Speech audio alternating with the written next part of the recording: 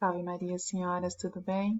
Feliz Páscoa. Desejo do fundo do coração que vocês tenham vivenciado uma Páscoa abençoada, revivendo aí o verdadeiro sentido da Páscoa, que nos traz ao nosso coração aí, que é a questão da gente estar reconhecendo que nós precisamos ser pessoas novas, renascidas em Cristo, valorizando aí o amor de Deus, entregando o seu único filho para morrer por nós naquela cruz, ok? Então que sejamos todos conscientes dessa nosso chamado, né, de estarmos nos renovando em Cristo Jesus.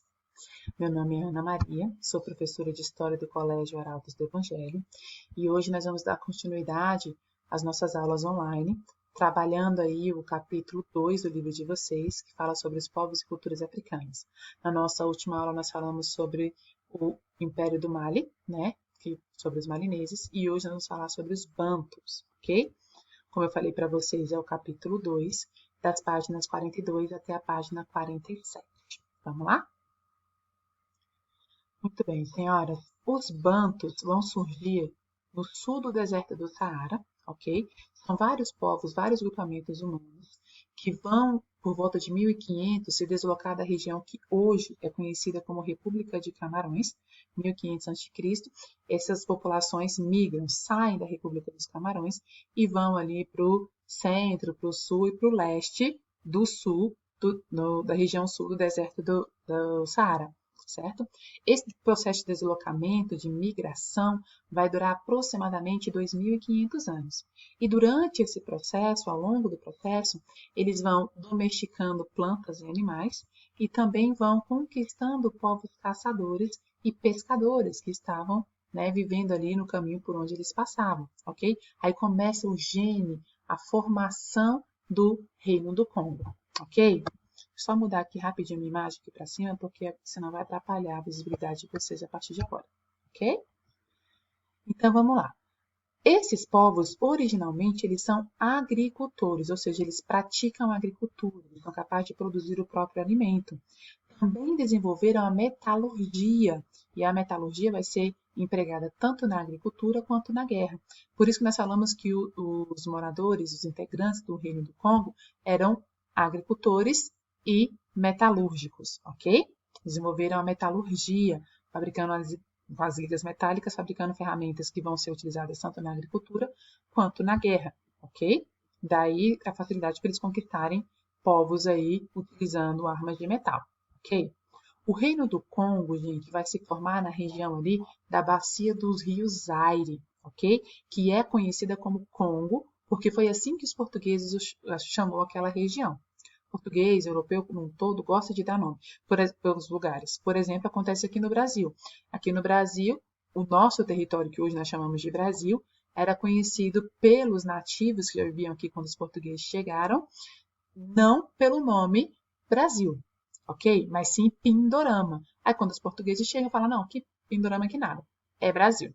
A mesma coisa vão fazer lá em relação à bacia do rio Zaire, que agora eles vão chamar de Congo. Daí o nome Reino do Congo. Tranquilo, senhoras? Ótimo. Essa região sempre foi habitada por grupos bantus, ou seja, povos que falavam línguas de origem banta, como os bakongos, os lundas e os kikongo, ok? Segundo a tradição, segundo a história, no final do século XIII, os bakongos, um desses povos aí que falam a língua banta, vão começar o processo de dominação de grupos menores, falantes também da mesma língua, né? De línguas bantas, como o grupo dos Umbudu e dos Kikongo, ok? Dominando essas populações, uma pessoa vai assumir a liderança nessa guerra de conquista aí, que vai ser o Nimi Alukene.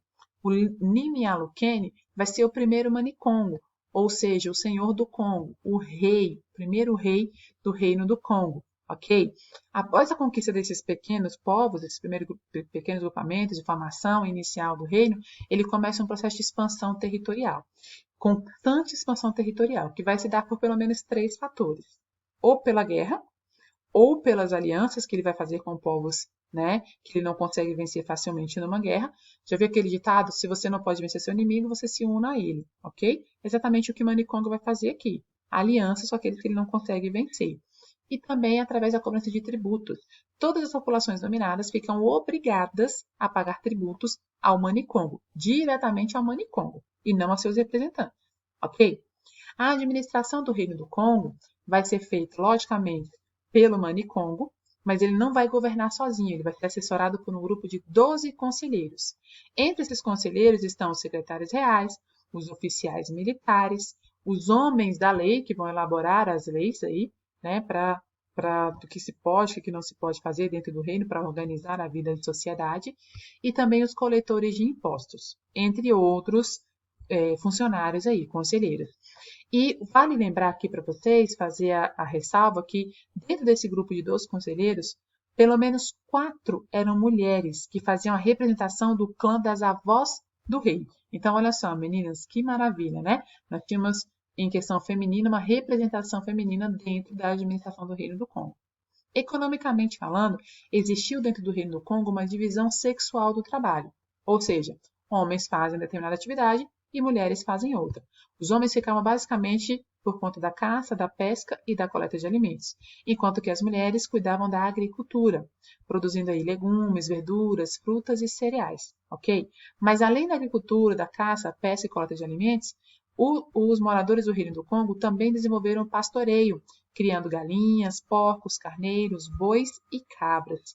E além do pastoreio, eles também foram hábeis artesãos, ok? Desenvolvendo aí, criando tecidos a partir do entrançamento, do entrelace aí de fibras de folha de ráfia, que é uma espécie de palmeira que existia na região, e também produzindo esculturas, utilizando como matéria-prima madeira e cobre, ok?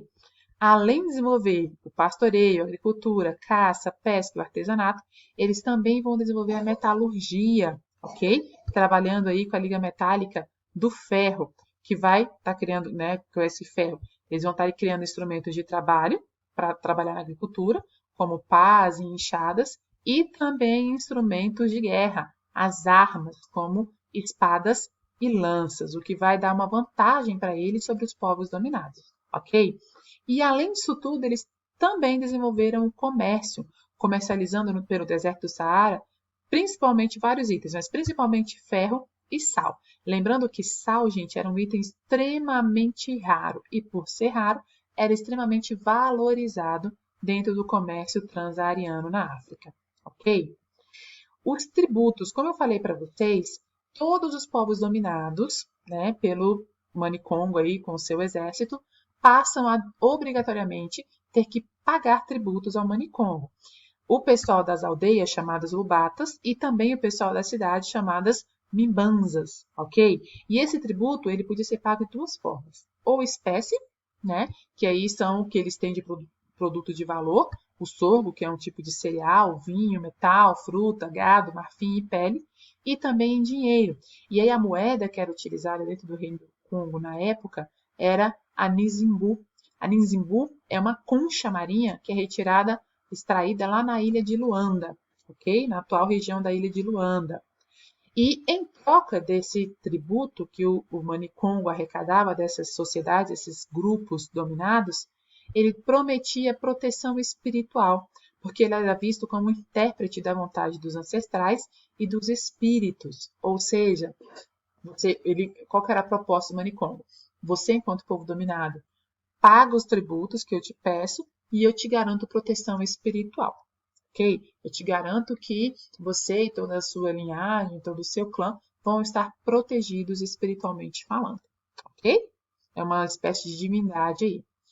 A exploração do Nizimbu, gente, era monopólio real, ou seja, somente o rei, somente pessoas autorizadas por ele poderiam extrair essas conchas lá na ilha de Luanda, ok? E era todas pertencentes a ele, tranquilo? E ele que fazia aí a gestão e a comercialização, né, colocar no comércio essas moedas, ok? Essas conchas aí como moeda de troca. Para tentar manter um equilíbrio de poder, de maneira que o seu poder, né, enquanto o Manicongo não fosse ameaçado, o Manicongo resolveu fazer uma repartição de parte dos bens arrecadados, né, nesses tributos aí. Ele vai repartir essa parte desses tributos tanto com os líderes das grandes linhagens, dos grandes clãs, quanto com os líderes das aldeias aqui, ó, das lubatas, ok? Para evitar, né, a invejinha e a questão dessas lideranças tentarem puxar o tapete do Manicongo, ok? Para manter um equilíbrio aí. Os portugueses vão chegar na região do Manicongo no ano de 1483, interessados aí no comércio com as lideranças africanas. E aí, gente, o comércio de várias mercadorias, mas principalmente de escravos, ok? Eles tinham um interesse, o comércio de escravos para abastecer as suas colônias ali fora de Portugal, como foi, por exemplo, o Brasil, a colônia portuguesa, ok? E aí nós tivemos também em África alguns líderes que tiveram a mesma ideia, sabe, a mesma sacada de querer se aproximar dos portugueses com interesse comercial, com interesse econômico, como por exemplo o Nzinga Mshbenga. Esse cara, gente, ele vivenciou, incorporou tanto o papel de parceiro dos portugueses que ele chegou a se converter ao cristianismo e mudou seu nome para Afonso I e passou a se vestir segundo as modas, segundo as regras de vestuário de Portugal, ok? E o reinado dele durou de 1507 até 1542. E na tentativa de modernizar o Reino do Congo, ele vai enviar diversas cartas a Dom João III, que era o rei de Portugal na época, solicitando que Dom João enviasse para o Reino do Congo profissionais consultores de navios, que pudessem ensinar os fabricantes de navios do Reino do Congo a como fabricar navios eficientes, de qualidade, assim como eram os portugueses, e também professores missionários que pudessem estar, né, ensinando como que era a melhor forma de transmitir a fé católica, já que agora o próprio rei é católico, ok? Só que uma coisa é o que ele pede, outra coisa é o que ele recebe, certo? O que ele vai receber da parte de Dom João III são simplesmente missionários e mercadores de escravos, ok? E aí ele vai perceber que essa relação com Portugal não é tão favorável assim para ele e para o seu povo. Na verdade, ela vai ficando cada vez menos amistosa, ok? E até que chega o declínio, né, o fim do Reino do Congo, por vários motivos, como o despovoamento, que foi em grande medida porque essas pessoas eram retiradas do reino para serem levadas para Portugal na condição de escravos, certo? Ou eram capturadas ou eram vendidas pelas lideranças. Pelo aumento das guerras internas, para essa questão da aquisição da mão de obra escrava, né, houve um aumento muito grande no número de guerras entre grupos diferentes aí, dentro de diferentes reinos, diferentes grupos linguísticos dentro do Reino do Congo, ok? Além, logicamente, da chegada efetiva dos portugueses e a desorganização dos poderes locais que essa chegada vai provocar, ok? Aí nós temos o fim do Reino do Congo. Aqui no Brasil, gente, nós tivemos aqueles escravos que chegaram aqui entre os séculos XVI e XIX, a grande maioria deles eram de origem banta, ou seja, falavam línguas bantas. Tanto é que essa língua, né, teve aí uma forte influência sobre o desenvolvimento da nossa língua, do nosso português falado aqui no Brasil. Aí trouxe alguns exemplos para vocês de palavras que são de origem banta que nós temos no nosso dicionário português brasileiro. Berimbau, fubá, caçula, giló, canjica, moleque, carimbo, quiabo, cochilo, quitute, dendê e samba. São todas essas palavras aqui originárias da língua banta, ok? E que foram incorporadas aí na nossa língua portuguesa falada no Brasil, ok? Senhoras, era isso por hoje. A gente para por aqui. Na próxima aula a gente vai concluir o capítulo, ok? Estou com muita saudade de vocês. Fiquem com Deus sob a proteção de Nossa Senhora. Salve Maria. Até a próxima.